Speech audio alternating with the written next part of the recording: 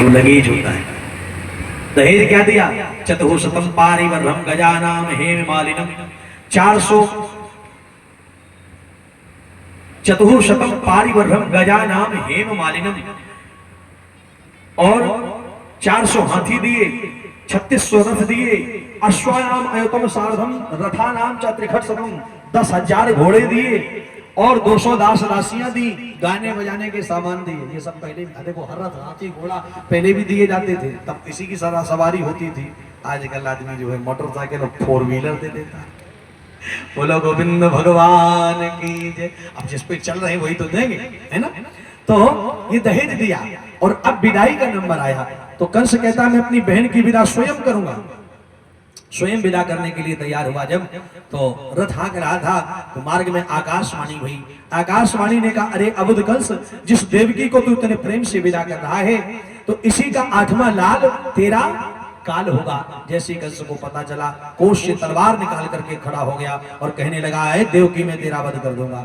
रहेगा बांस नहीं तो बजेगी बांसुरी क्यों कर, रहेगा लोहा नहीं तो बनेगी छुरी क्यों कर, काटूंगा जड़ को तो बढ़ेगी डाल फिर कैसे, और मारूंगा देवकी को तो जलेगी लाल फिर कैसे। है देवकी तेरा वध करूंगा मैं। वसुदेव जी ने हाथ जोड़कर कहा कि कंस देखो, मान जाओ ये तुम्हारी बहन है और तुम मरने से क्यों डरते हो? मृत्यु जन्मताम वीर देहेन सह जायते, ये शरीर के साथ ही मृत्यु पैदा हो जाता है, इसलिए तुम्हारा डरना उचित नहीं है। गद्दे वाली यहां बैठी हो तो शांति से बैठो, नहीं पीछे जाके घूम उधम मचाओ। बोलो गोविंद भगवान की। वर्णन करते हैं, जैसे ही कंस मारने को चला, वसुदेव जी ने कहा, अच्छा ये बताओ तुम्हें पुत्रों से भय है या देवकी से भय है? कहा देवकी के पुत्रों से। वसुदेव जी ने कहा, पुत्रान समर्पयस्य अस्या यतस्ते भयमुत्थितम, जिनसे तुम्हें भय नहीं है वो पुत्र तुम्हें समर्पित कर दूंगा, और जिससे भय है उसकी तो वसुदेव जी ने बात भी नहीं की। संस्कृत में बोले वसुदेव जी, ये मूर्ख आदमी कभी विद्यालय गया नहीं था, इसे पता ही नहीं, इसने सोचा सारे पुत्र मिल जाएंगे।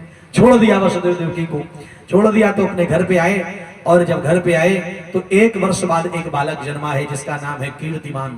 कीर्तिमान नाम का बालक जन्मा। उस कीर्तिमान नाम के बालक को लेकर के कंस के दरबार में पधारे। कंस ने देखा उस बालक को, नवजात शिशु जिसका अभी अभी जन्म हुआ है। दया आ गई, कहने लगा ये क्या मुझे मारेगा, ये तो बड़ा छोटा है, ले जाओ इसको और हमें 8वां वाला दे देना। कंस के दरबार से वसुदेव जी वापस लौट पड़े। नारद जी ने सोचा इस दुष्ट के हृदय में दया आ गई तो फिर तो गड़बड़ हो जाएगी, भगवान उतनी देर लगाएंगे, पापी से जितने पाप कराओ उतनी जल्दी पाप का घड़ा भरे हो, हम कैसे फूटे महाराज। तो कहा कि ऐसा करो, भोजराज से कहा, क्यों कंस, हमने सुना तुमने बालक वापस कर दिया। बोले गुरुदेव कर दिया वापस। और सोचा काहे के लिए इतने पाप करें हैं, अरे जो है 8वां वाला मारेंगे। गुरुजी कहने लगे तुम्हें पता है यही तो 8वां वाला था। तो एकदम चौंक के बोले, हाँ? बोले हाँ, वो कैसे, क्या देवता उल्टी गिनती गिनते हैं क्या? बोले नहीं, सुनो। कमल का पुष्प उठाया नारद जी ने, कमल के पुष्प में 8 ही पंखुड़ी होती है, गिनाया 1 2 3 4 5 6 7 8, ठीक। 8वीं वाली से जब लगाया नंबर तो पहली वाली 8वीं हो गई, कभी 7वीं 8वीं, फिर घुमा दें, फिर उसको गिनाए, वो कहे अभी ये 8वीं थी, अब ये 8वीं हो गई। बोले और क्या, ये अखंड मंडलाकारम व्याप्तम येन चराचरम तत्पदम दर्शितम येन तस्मै श्री गुरुवे नमः। ये अखंड मंडलाकार परमात्मा है, वो कब आ जाएगा ये तुम भी नहीं जान पाओगे, इसलिए एक भी पुत्र बचने न पाए। कंस बोला गुरुजी ऐसा बताना कि हमारा कल्याण हो जाए। गुरुजी बोले मैं ऐसा बताएंगे जैसे तुम बनाए कल्याण ही हो जाए। पकड़ करके वसुदेव जी को कारागार में बंद कर दिया और बालक को उछाल करके और फेंक दिया गगन मार्ग की तरफ, और नीचे तलवार ऐसी खड़ी कर दी, ऊपर से आकर के खप से बालक जो है तलवार पर गिर पड़ा, बंद हो गया, बालक मारा गया। 6 पुत्र मार दिए वसुदेव के, देवकी के 6 पुत्र क्यों मरे, इसका कारण क्या है? देखिए भगवान जीवन में तभी आएंगे जब 6 स्वभाव तुम्हारे जीवन में मर जाएंगे। काम, क्रोध, मद, लोभ, मान, मत्सर, दंभ, ये 6 स्वभाव जब तक नहीं मरेंगे तब तक भगवान जीवन में आएंगे ही नहीं। ये मानो 6 स्वभाव मरे हैं भगवान में। 7वें में बलराम जी थे तो कंस इसको भी मार देता, लेकिन भगवान ने सोचा अगर बलराम जी पर इसने मारने की कोशिश की तो मुझे तुरंत अवतार लेना पड़ेगा, जो मैं लीला करना चाहता हूँ वो लीला धरी की धरी रह जाएगी। तो भगवान ने योग माया का आश्रय लेकर के देवकी के 7वें गर्भ को उठा करके वसुदेव की दूसरी पत्नी रोहिणी जो रहती है बाबा नंद के यहाँ, उनके गर्भ में डाल दिया। गर्भो बभूव देवक्या हर्ष शोक विवर्धना।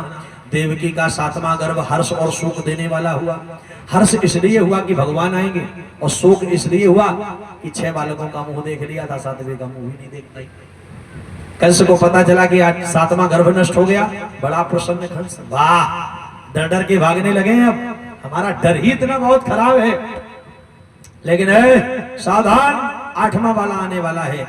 जैसे ही 8वें गर्भ का समय आया तो कंस ने पहरा बढ़ा दिया। दूर दूर से महाराज, दूर दराज से पीएसी बुलवाई, ट्रक की ट्रक, पूरा पुलिस सुरक्षा बल लगवा दिया।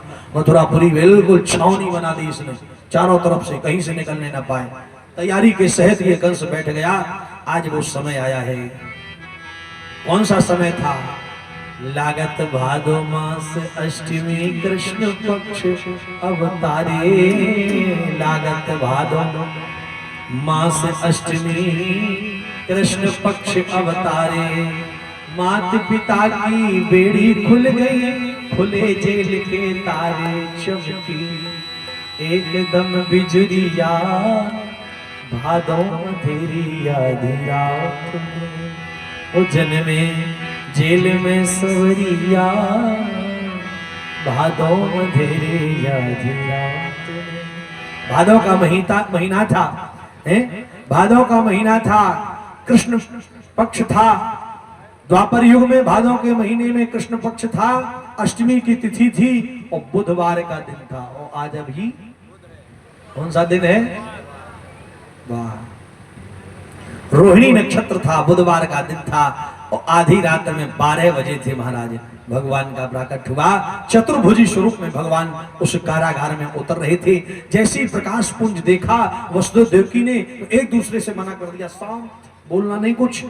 जो उतर रहा था दोनों हाथ जोड़कर स्वागत कर रहे हैं। आप भी स्वागत करिए। स्वागतम कृष्णा।